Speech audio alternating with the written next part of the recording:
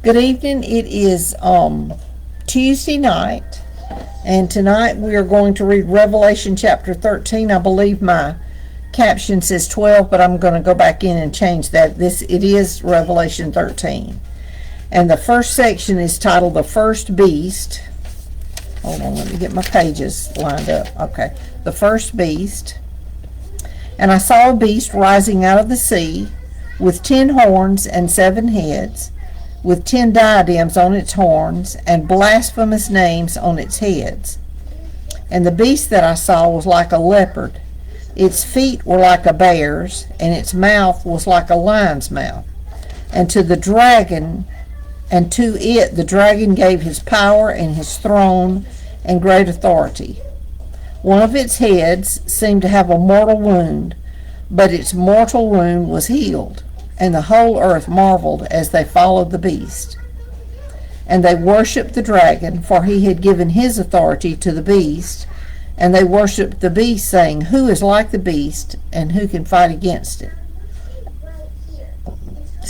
And the beast was given a mouth, uttering haughty and blasphemous words. And it was allowed to exercise authority for 42 months. It opened its mouth to utter blasphemies against God, blaspheming his name and his dwelling, that is, those who dwell in heaven. Also, it was allowed to make war on the saints and to conquer them. And authority was given it over every tribe and people and language and nation. And all who dwell on earth will worship it, everyone whose name has not been written before the foundation of the world in the book of life of the Lamb who was slain. If anyone has an ear, let him hear. You know, we've talked about that before. It means pay attention. Pay attention. If you have ears, listen. Don't just hear, but listen. And if you've ever dealt with children, sometimes you know the difference. They hear you, but they're not listening to you. They're not paying attention and taking in what you're saying. Verse 10, if anyone is to be taken captive, to captivity he goes. If anyone is to be slain with the sword must he be slain. Here is a call for the endurance and faith of the saints. The second beast. Then I saw another beast rising out of the earth. It had 2 horns like a lamb, and it spoke like a dragon.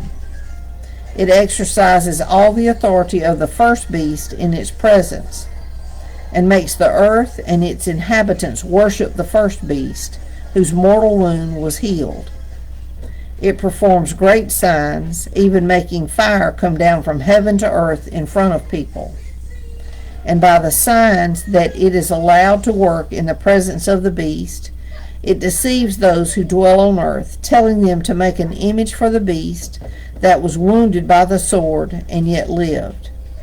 And it was allowed to give breath to the image of the beast, so that the image of the beast might even speak and might cause those who would not worship the image of the beast to be slain.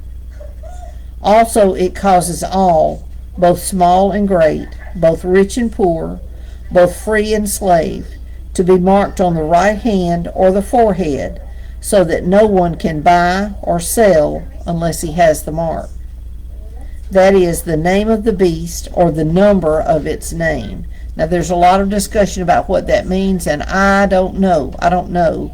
There's a lot of talk about the 666, and that comes into it somewhat, but I don't know. Hey girl, how are you? I don't know exactly what that means, and it really doesn't matter. You just need to make your mind up that you're not going to take that mark. Doesn't matter what it is, you just need to make your mind up.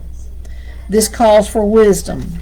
Let the one who has understanding calculate the number of the beast, for it is the number of a man, and his number is 666. Now that's where the number comes from. But there's speculation about exactly, it may not be as simple as 3 6s.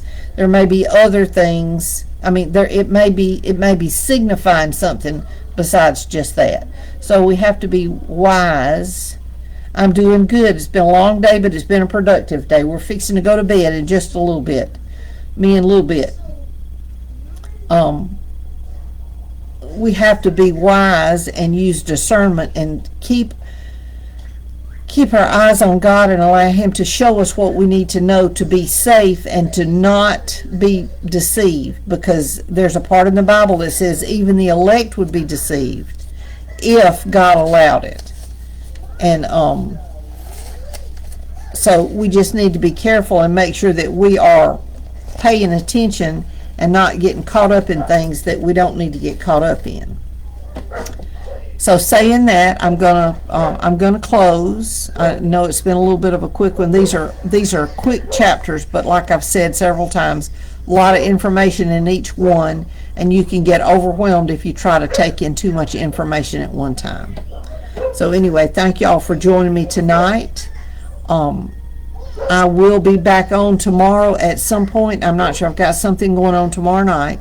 So what I may do is, like I did before, record it earlier and then just have it on so you can view it when you get ready to. And then don't forget, and that'll be the next chapter in Revelation. And then don't forget, Thursday night is our final class in the book of Acts, or should be final. As far as I know, it should be. We'll have that Thursday night. So I'm looking forward to seeing what else we're going to learn Thursday night. But anyway, thank y'all so much for joining me. I appreciate y'all more than you know. Y'all are, and those of you who watch are an encouragement to me, whether you know it or not, you do. So thank you very much, and I will see you tomorrow night.